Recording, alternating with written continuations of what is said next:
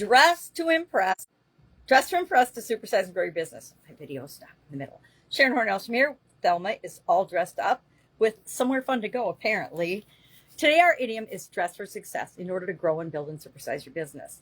And this idiom is relatively new. It's from the beginning or the middle of the 20th century. It's an American idiom. And it, of course, stems from the importance of, or the belief that it's important to show up in a way that makes a good lasting impression, makes a good first impression, and therefore a lasting impression, because you show up, you took time to take care of yourself, get dressed up, show up in proper attire for whatever it is that you happen to be participating in.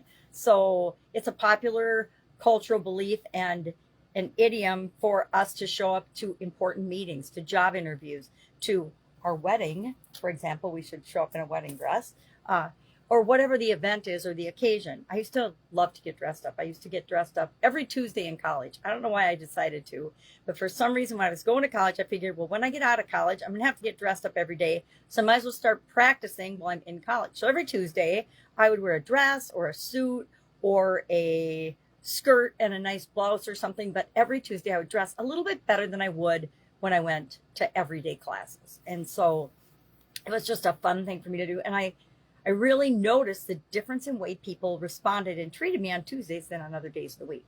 And then went to corporate America, and of course for 25 years dressed up 5 days a week at least. And then with the pandemic and COVID and all the other influences, working from home, having my own businesses, I got a little lax and decided I can do what I want when I want. I can wear what I want when I want, where I want. But it depends on, and how does this impact our business, right? Number one, we want to make a good impression on the people that we're here to serve, our clients and our customers. So dressing to impress, I think I might have said dress for success, but our idiom is dress to impress and make an impression today. We want to dress appropriately for the situation and dress appropriately for the people that we are interacting with. Now, there's a guideline that says, okay, dress one step better than you normally would when you're going to a job interview. I always dress very professionally when I went to job interviews, and I usually dress pretty professionally at work until I wear uniforms, and then I dress like everybody else. I had my last corporate job. After a couple of years, they're finding like, why don't you wear uniforms like everybody else? I'm like, because I don't wanna. And then I succumbed to the peer pressure, and I said, and then I realized, oh my God, how easy it was to actually have a uniform, wear, one of a couple of choices every single day, and have your clothes washed for you. Although I usually did my own. There was the service that would do our uniforms, and I'm like, oh my gosh, why didn't I do this sooner? And then I left corporate America, and I haven't had a uniform or a regular outfit since. But we have to do what our clients and our customers expect from us. We also have to dress in a way that's comfortable for them, right? If I'm a lawyer or a doctor, if a doctor or a dentist, I'm probably in a lab coat, just like if I'm a scientist, when I was a scientist. If I am a lawyer and I show up in court, or if I'm a senator and I show up in shorts, people are going to comment because it's not what's expected or normal for the position and the stature and the situation.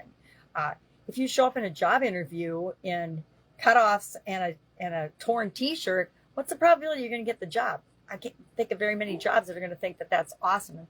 So you're going to work in a beach bar as a busboy or something.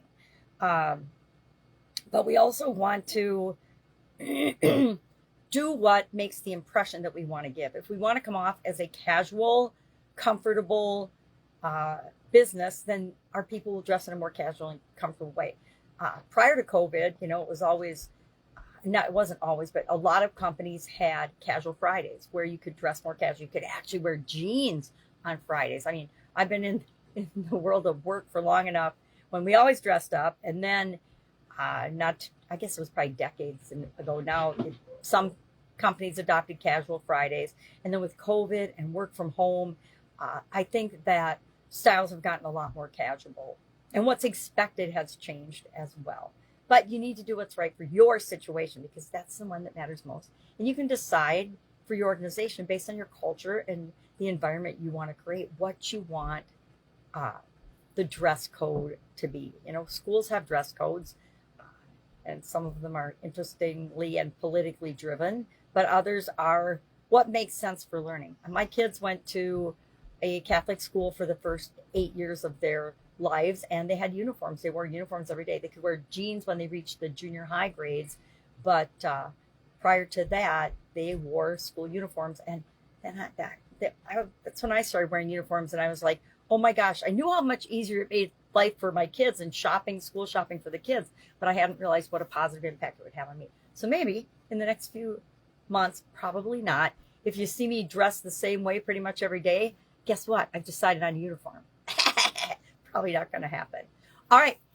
Love to know your take, your thoughts on dressing to impress. I think it's fun to dress up every once in a while. I don't get very many opportunities, or as many opportunities, to do it anymore. I used to like to go on cruises every year or every couple of years so that I could dress up, because we could dress up every night for dinner, and it was just fun. It's like playing, make believe, or playing princess. It's fun to do that sometimes. I know my granddaughter loves to dress up and play princess. So if I can help you in any way, ask. Love to know your take on this idiom. I will, of course, be with you tomorrow with another interesting idiom. What does it mean? Where did it come from? And how might you use it to build and grow and supersize your business? Have a great day.